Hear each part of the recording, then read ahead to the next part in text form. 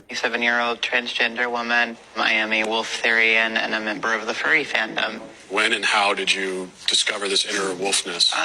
Probably around age 10 or 11. I was watching an anime about wolves. Now, 1 second before we finish that video.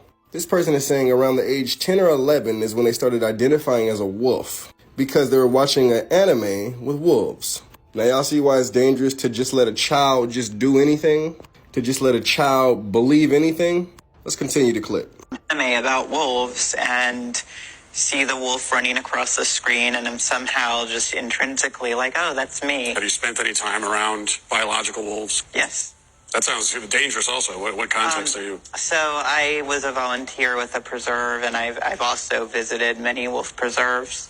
Are you able to communicate with the wolves? Am I going to have a conversation with a wolf in the way that I'm communicating you and I? Obviously not. Now, am I the only one who just caught that? He said, am I going to be able to communicate with a wolf the way I'm communicating with you and I? Obviously not. My friend, obviously you're not a wolf. What it sounded like to me right there was he was trying to bring in common sense. So let me get this straight. Obviously you're not going to communicate with a wolf like you do a human being, but obviously you are a wolf. Boy, oh boy. Communicating you and I? Obviously not. Am I going to read their body language, respond appropriately to their behaviors and their nonverbal cues? Yes. Would you be able to give us an example of this wolf communication? No. I'm not comfortable doing so. See, this is sad because this is the type of person that'll mess around and get tore up by a wolf pack, and in the midst of it, be yelling out, I don't understand, you're my family.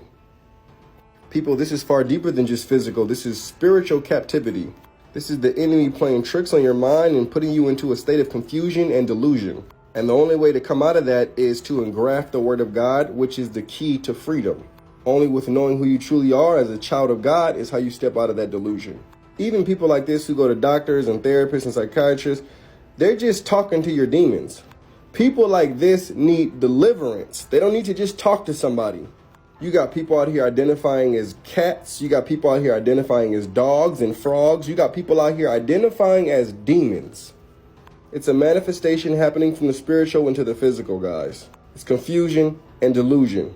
Seek Christ, seek truth, seek freedom. Love y'all. God bless.